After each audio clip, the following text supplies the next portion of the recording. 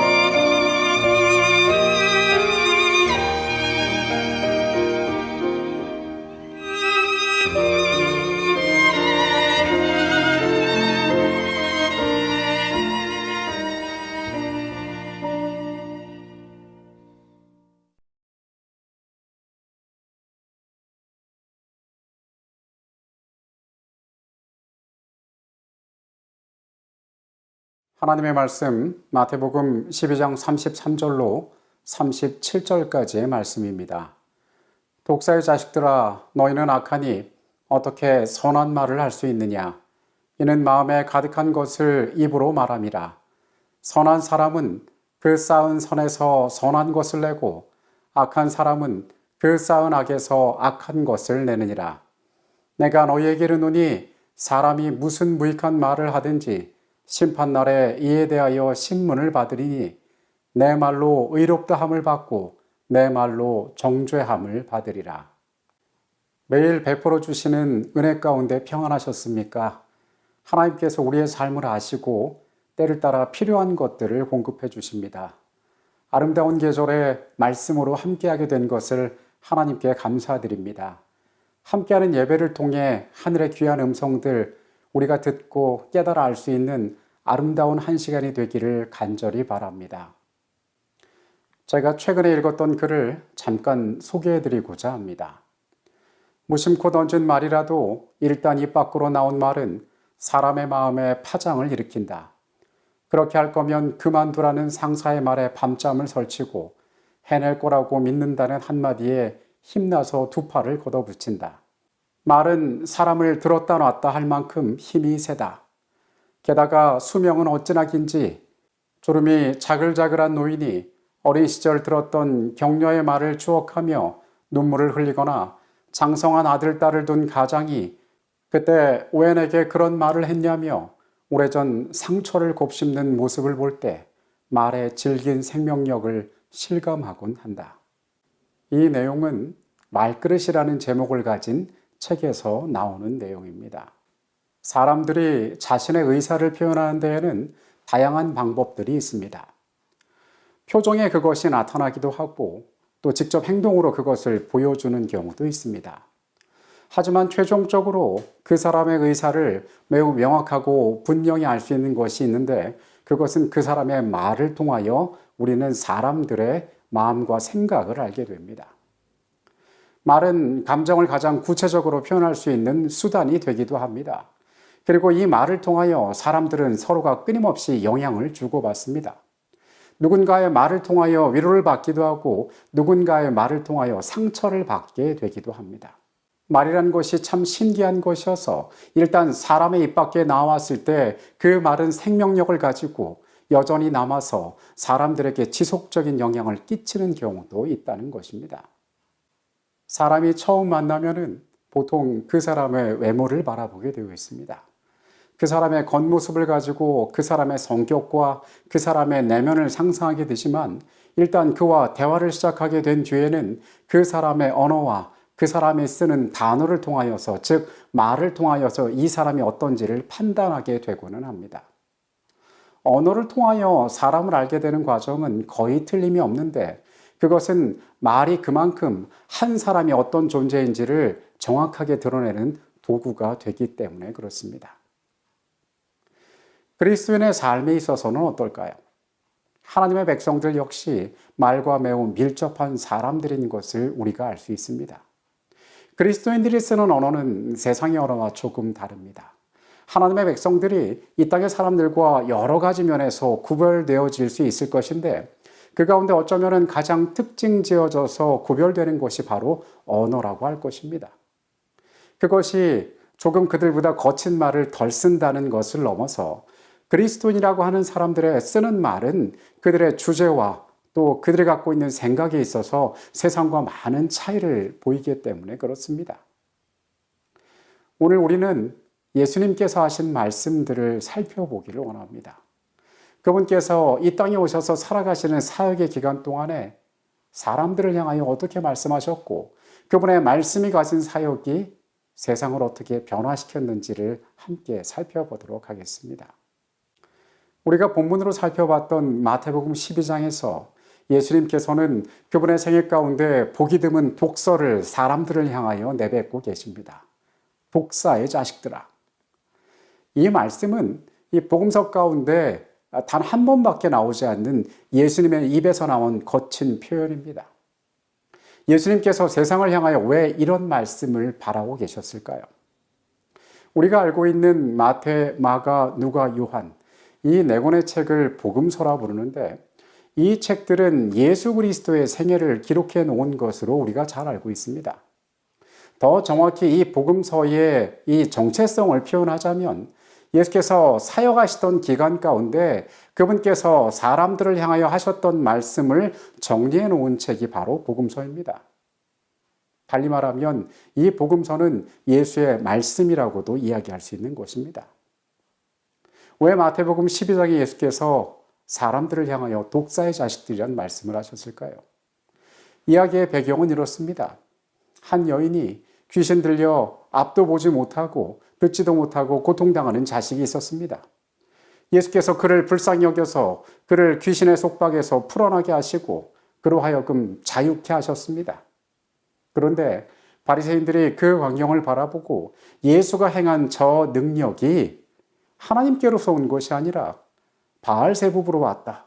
즉 악한 신으로부터 왔다고 예수님을 비난하였던 것입니다.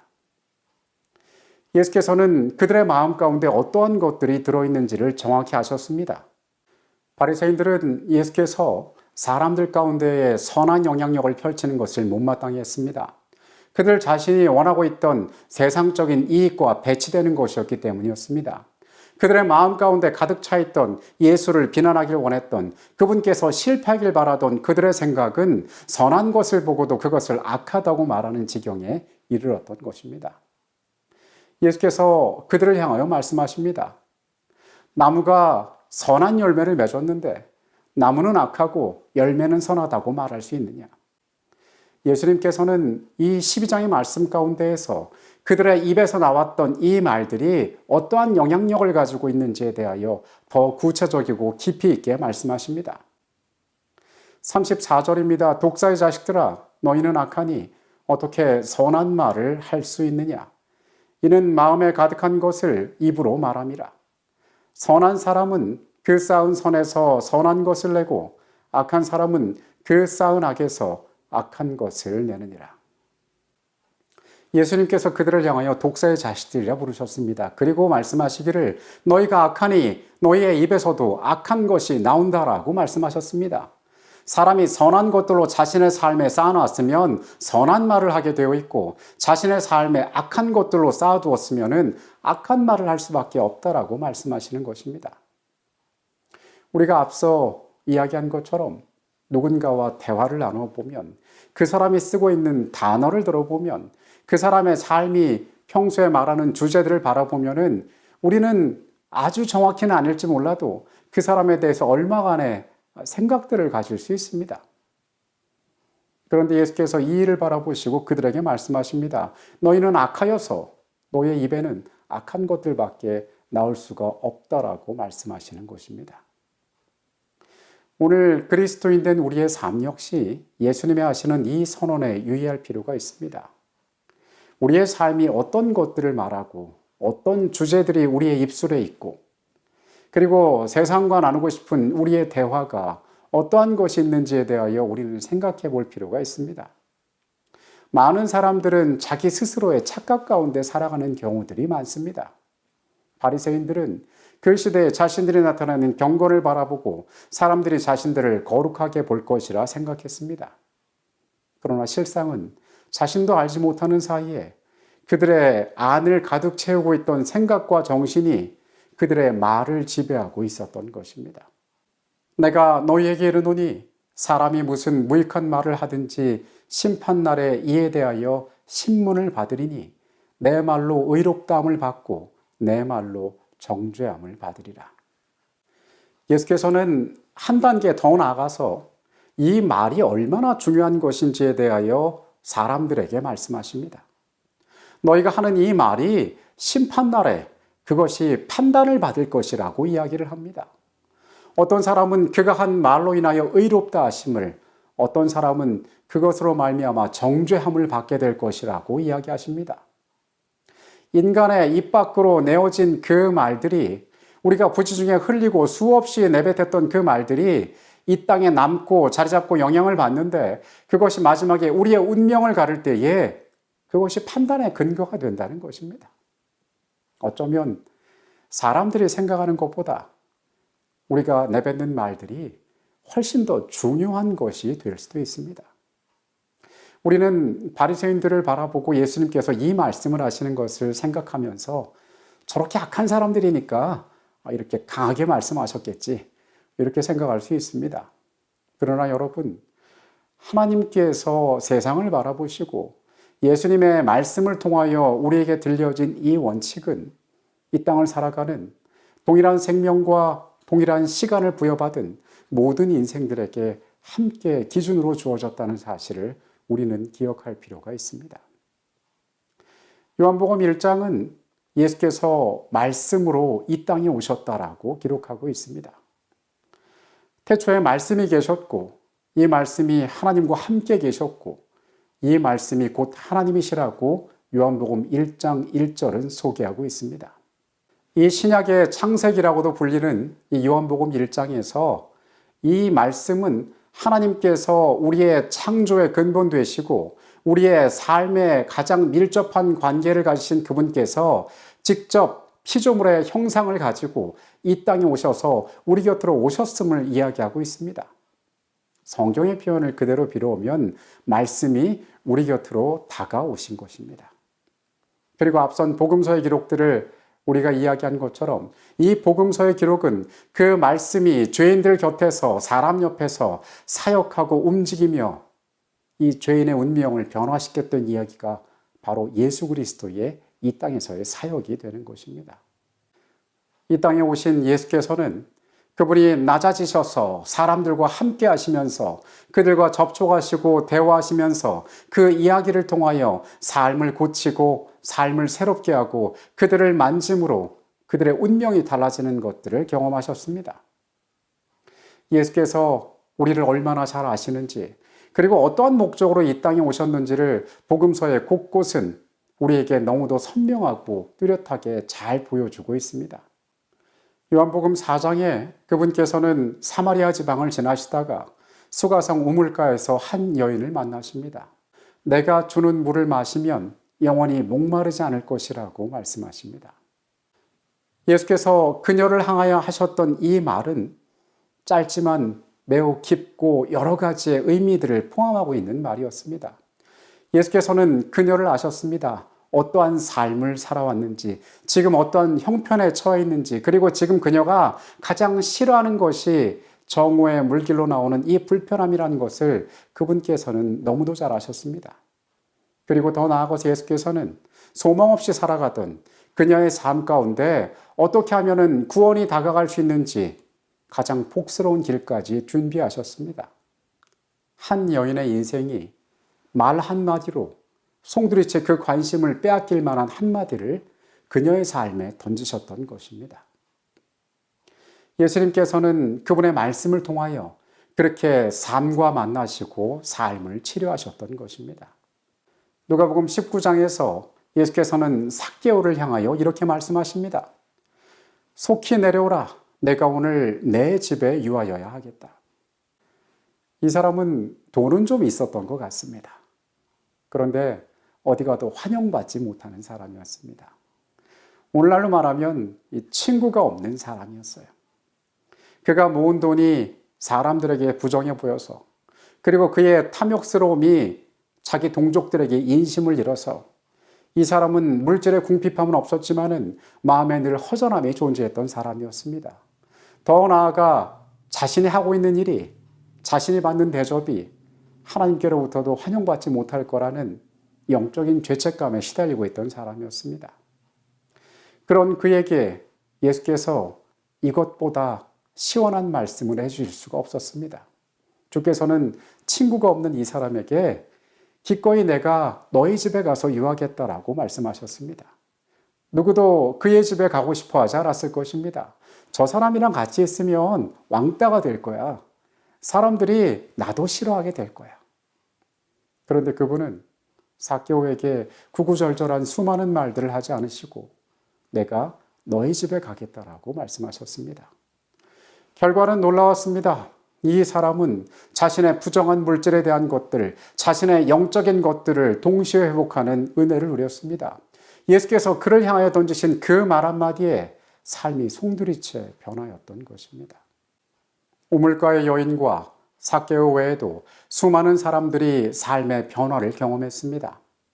성경은 사람들이 그분의 말씀을 듣기 위하여 나왔다라고 여러 곳에서 기록하고 있습니다. 예수님께서 그 세계를 흔들었던 말씀은 이루 셀 수 없이 많습니다. 내 이웃을 내 몸과 같이 사랑하라. 원수를 사랑하라. 나는 세상의 빛이라. 나는 길이요 진리요 생명이라고 말씀하셨습니다. 그리고 수고하고 무거운 짐진 자들아 다 내게로 오라. 내가 너희를 쉬게 하리라고 말씀하십니다. 그리고 예수께서는 그 마지막에 내가 너희를 위하여 처소를 예비하고 다시 오시겠다는 약속을 사람들 가운데 주셨습니다. 예수님의 전 생애를 통하여 그분께서는 팔레스타인에서 자란 목수의 아들, 유대의 한 젊은이가 아니라 이 세상의 운명을 주관하실 수 있는, 사람들을 죄의 운명에서 건지실 수 있는, 그들을 통하여 유일한 소망의 통로가 되시는 하나님이심을 그분의 말씀을 통하여 우리에게 증거하셨던 것입니다. 예수님께서 선포하신 이 말씀은 세상에 순식간에 퍼지게 되었고 많은 소망 없는 자들이 이 말씀 가운데에서 삶의 위로는 물론 새로운 것들에 대한 소망을 얻게 되었습니다. 그리고 그들이 은혜 아래 있지 않다고 생각될 만한 자들 가운데에서도 예수의 이 소망의 말씀을 듣고 용기 있게 그분 앞에 나온 자들이 있었습니다. 마태복음 15장에 예수께서 두로와 시돈 지방을 여행하시는 광경이 나옵니다. 그곳을 지나가실 때에 한 이방 여인이 예수님을 찾아와서 귀신 들려 고통당하는 자신의 딸을 고쳐달라고 간청을 합니다. 그런데 예수께서는 차갑게 그 여인을 대하십니다. 그와 상종을 하지 않습니다. 이 여인이 계속하여 와서 예수께 청합니다. 그때 예수님께서는 그 여인을 향하여 냉정한 것보다 잔인한 말을 뱉습니다. 그것은 주인의 상에 있는 것을 개에게 던짐이 옳지 않다라고 말씀하시는 것입니다. 그 당시 유대인들이 가지고 있던 이 이방인에 대한 뿌리 깊은 편견, 자신들만이 구원이 있다라는 이 선민의식이 예수에게도 있는 것처럼 비추어졌습니다. 그런데 그 여인은 어쩌면 이미 복음의 소식을 들었던 사람이었던 것 같습니다. 그녀는 자신이 가진 소망을 포기하지 않습니다. 그리고 예수를 향하여 말합니다. 주여 올소이다마는 개들도 주인의 상에서 떨어진 부스러기를 먹나이다. 왜 예수께서는 처음부터 이 여인의 청을 들어주시지 않았을까요? 왜 이 여인으로 하여금 이런 험한 말까지 듣고 또 하게 했을까요? 그것은 주께서 그의 마음을 가득 채우고 있는 것들이 어떠한 말로서 사람들 앞에 표현되는지를 듣고 싶어서 그렇게 하셨을 것입니다. 우리가 앞서 본 말씀대로 사람의 마음을 채우고 있는 것이 세상을 향하여 나타나는 것이 바로 말입니다. 그녀는 하나님의 아들에 대한 확신 가운데 있었을 것입니다. 이분께서 나의 삶을 구원하실 수 있다라는 뚜렷한 그 마음의 확신이 그녀의 입술을 통하여 증거될 때에 그에게 구원이 이르렀던 것입니다. 예수님께서는 이 사람의 말을 기뻐하셨고 그리고 이 말을 통하여 수많은 사람들이 깨닫게 되기를 원하셨던 것입니다. 마태복음 8장에서 예수님께서는 한 백부장으로부터 요청을 받습니다. 자신의 집에 종이 병들었는데 그를 좀 치료해달라는 부탁이었습니다. 예수님께서 그의 집을 향하여 가려고 할 때에 그분은 뜻밖의 이야기를 이 백부장으로부터 전해 듣습니다. 백부장은 주께서 나의 집에 오는 것을 감당하지 못하겠으니 말씀으로만 해달라고 예수께 말씀을 드립니다. 그리고 부연하여 설명하기를 나도 사람을 부리는 자입니다. 내게도 하인이 있습니다. 높은 자가 낮은 자를 향하여 이리 오라 저리 가라 하면 그렇게 하는 것이 세상의 이치고 질서인데 내가 주님을 향하여 그렇게 할 수가 없습니다. 다시 말하면은 나는 예수님 당신보다 더 못한 존재입니다. 당신은 나보다 더 높이 계신 분입니다라고 이 백부장이 고백했던 것입니다. 백부장은 예수를 이 30대 초반에 팔레스타인에서 자란 무학의 젊은이로 바라보지 않았습니다. 사람들 사이에서 병 좀 고친다는 작은 재주를 가진 유대인 중에 하나로 보지 않았습니다. 이 사람의 마음 가운데에는 그가 정말 인간이 가지고 있는 근본의 문제를 고칠 수 있는 진리를 품고 있는 우리 곁에 오신 메시아라는 확신이 존재했을 것입니다. 예수께서는 그를 향하여 내가 이스라엘 가운데 이만한 믿음을 보지 못하였다라고 말씀하십니다. 예수의 말씀을 듣고 그 마음 가운데 확신을 가졌던, 예수의 말씀을 듣고 소망을 키우고 믿음으로 나아갔던, 그래서 그 자신들의 삶이 가진 감사와 가진 소원들을 예수 앞에 나눠왔던 그들의 말들이 얼마나 아름다운지 오늘 우리가 볼 수 있습니다. 이것이 말씀으로 이 땅에 오신 예수께서 이 땅에서 이루신 놀라운 변화라 할 수 있을 것입니다. 우리가 사는 시대 역시 말씀이 함께하는 시대입니다. 그런데 우리의 삶 가운데서 얼마나 이 선포된 말씀들이 놀라운 반응들로 나타나고 있는지를 한번 돌아봅니다. 그들의 마음이 멸시당하지 않았습니다. 주께서 믿음으로 반응하는 하나님의 백성들의 삶에 대하여 그들의 삶을 고치고 축복하셨음을 우리가 바라봅니다. 오늘 우리의 마음 가운데, 우리의 삶 가운데 그분의 은혜에 대한 또 그분께서 함께 하신 것에 대한 믿음과 감사의 확신들이 존재한다면 그것은 우리의 입술을 통하여 드러나게 될 것입니다. 그것은 하나님께 영광이 될 것이고 그분께서 그것을 아름답게 여기실 것입니다. 이러한 관계 가운데 하늘의 선한 축복들이 우리의 삶에 가득하게 될 것입니다. 시대의 소망 323페이지에 있는 내용입니다. 성령을 거역하는 죄에 대한 그리스도의 경고는 무익하고 악한 말에 대한 경고와 밀접한 관련을 가지고 있다. 말은 마음에 품고 있는 것의 표시이다. 그러나 말은 품성의 표시 이상이다. 즉 말은 품성에 영향을 끼치는 능력이 있다. 사람들은 자신의 말로 영향을 받는다.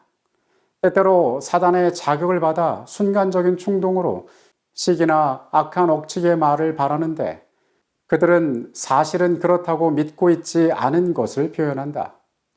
그러나 그 말은 사상에 영향을 끼친다.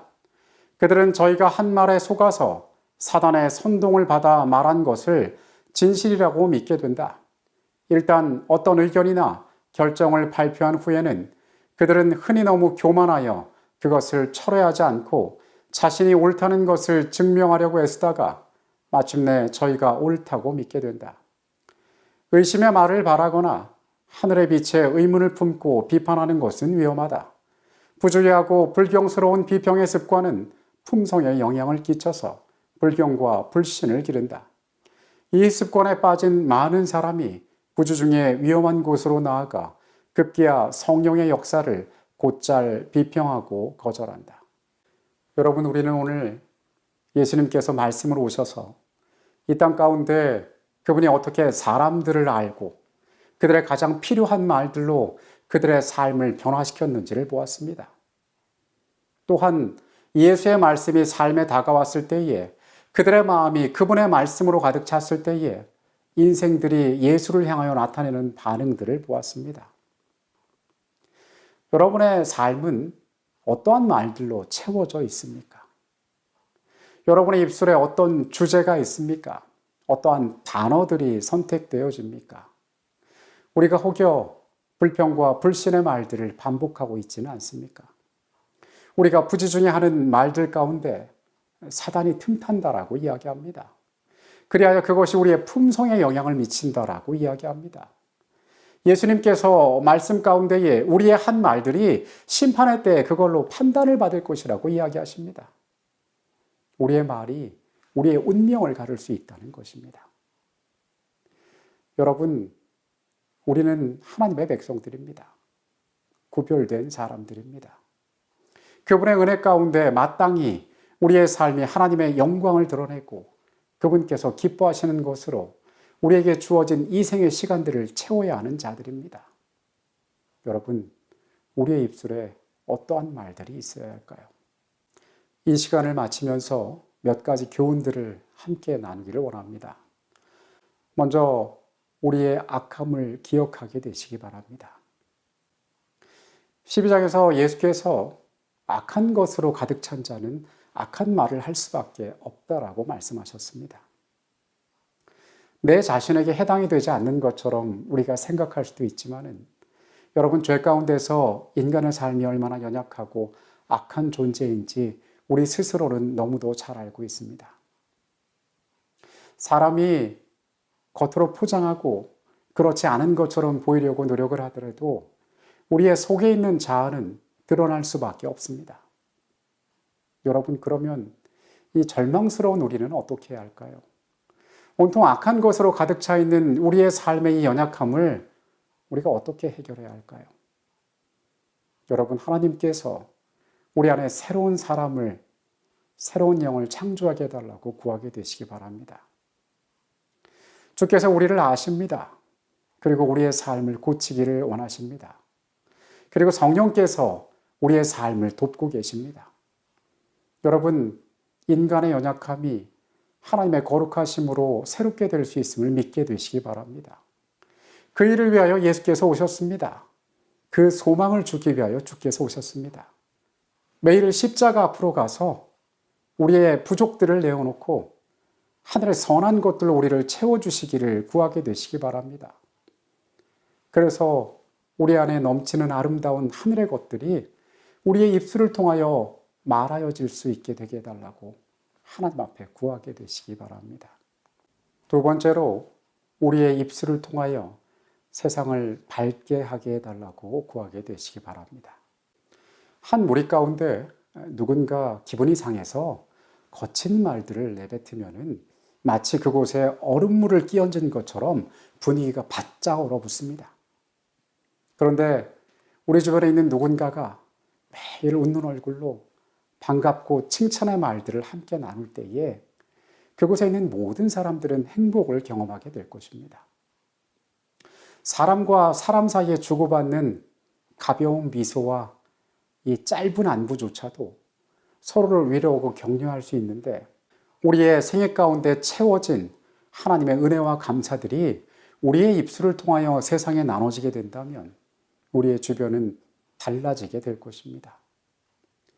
우리가 어쩌면은 이 땅에서 가장 그리스도인답게 살아가는 모습이 그러한 모습이 될 수 있을 것입니다. 누군가가 이야기하기를 불량식품은 맛있기 때문에 먹는 것이고 남의 험담은 재미있기 때문에 하는 것이라는 말을 들은 적이 있습니다. 죄의 본성을 가진 우리는 악한 것에 끌리는 경향이 있습니다. 여러분, 우리의 입술은 무엇으로 채워져야 할까요? 우리의 대화의 주제는 어떤 것들로 가득 차야 할까요? 우리가 남들과 나눈 이야기들은 무엇으로 이루어져야 할까요? 여러분의 입술을 통하여 이 땅이 밝아질 수 있습니다. 여러분의 한마디를 통하여 누군가의 삶이 따뜻해질 수 있습니다. 그리스도인이 머무르는 곳은 그가 있기에 그곳이 밝아지고 그곳이 행복해지는 존재가 되어야 합니다. 그래서 그가 하나님의 사람임을 세상 가운데 나타나고 그의 삶을 통하여 하나님의 이름이 높여지는 경험이 그 가운데 있게 되기를 간절히 바라겠습니다. 마지막으로 우리의 입술에 영원을 선물하는 말들이 있게 되기를 간절히 바랍니다. 한 사람의 삶을 하나님께서 허락하셨습니다. 이 생이라는 주어진 시간 가운데 우리의 말로 얼마나 많은 시간들을 채울 수 있을까요? 예수님께서 이 땅에 오셨던 그 사명을 우리가 기억합니다. 그분께서 위로하시고 치료하시고 필요를 채워주셨던 모든 활동들은 사람들의 구원과 연관되어지는 것에 있었습니다. 오늘 우리의 입술 가운데 사람들을 흔들어 깨우는 진리에 대한 가르침이 있어야 합니다. 그들에게 때를 알려주는, 징조를 알려주는 긴박함이 있어야 합니다. 그들에게 영원한 세계를 설명해주는 소망이 있어야 합니다. 그 일을 통하여서 우리가 이 시대에 이 남은 시간들 가운데에 우리의 입술에 하나님께서 꼭 원하시는 그분을 대신하여 이 땅에 외쳐야 하는 말들이 우리 가운데 있게 되기를 원합니다. 이것은 때로 사람들이 듣기 좋지 않은 말일 수도 있습니다. 그러나 이 시대에 선포되어져야 하는 말입니다. 주께서 우리의 입술을 통하여 그 일을 하기를 원하십니다. 우리는 이것을 전도, 복음 전파라 부릅니다. 한 인간이 태어나서 그의 삶을 특징 지을 수 있는 가장 고상하고 아름다운 언어가 어쩌면은 이 복음을 전하는 음성이라고 할 수 있을 것입니다. 여러분, 우리의 생애 가운데에 나쁜 말들을 하지 않고 친절한 말들을 하고 이웃과 따뜻하고 아름다운 것들을 나누는 것도 중요하지만은 세상을 향한 하나님의 소원과 멸망할 이 땅의 운명과 더 나아가 다시 오실 예수께서 우리를 어떻게 기다리시는지에 대한 소망에 찬 이 기별들을 우리의 입술로 전하게 되시기 바랍니다. 이것이 그분께서 은혜를 경험한 그리스도의 은혜로 악한 것들을 버리고 삶을 채운 하나님의 백성들의 입술에서 기대하는 말씀인 것입니다. 주께서 우리를 아십니다. 그래서 친절한 말씀으로 우리 곁에 오셨습니다. 그리고 그 말씀이 우리의 삶과 만났습니다. 여러분, 그 은혜로 우리의 속을 가득 채워서 우리의 입술에 하늘의 아름다운 말들이 있게 되기를 이 시간 간절히 소원하겠습니다. 이 시간 말씀을 마치겠습니다. 거룩하신 아버지 하나님, 은혜로 우리에게 베풀어 두신 이 아름다운 시간들을, 이 아름다운 기회들을 우리가 어떠한 말들로 채우고 있는지요. 예수께서 말씀으로 우리 곁에 오셨습니다. 주께서 우리에게 들려주셨던 말씀을 기억합니다. 우리도 소망을 얻고 삶을 바꾸고 그리고 주 안에서 더 나은 인생들을 주님의 말씀 가운데 꿈꾸게 하여 주시옵소서. 예수를 알고 예수를 따르는 자들로서 세상을 밝게 하기를 원합니다. 주님, 부족한 우리 안에 계셔서 우리를 가득 채워주시옵소서. 사람들에게 주께서 구원하시는 그 복된 소식을 전하기를 원합니다. 하늘의 거룩한 능력이 함께하게 하여 주시옵소서. 세상의 관점이 아닌 하나님의 목전에서 가장 아름다운 말들을 하기 원합니다. 주님, 그렇게 우리를 인도하시고 언제나 우리와 함께 계셔 주시옵소서. 이 시간에 같이 계셨음에 감사드립니다. 예수 그리스도 이름으로 기도합니다. 아멘.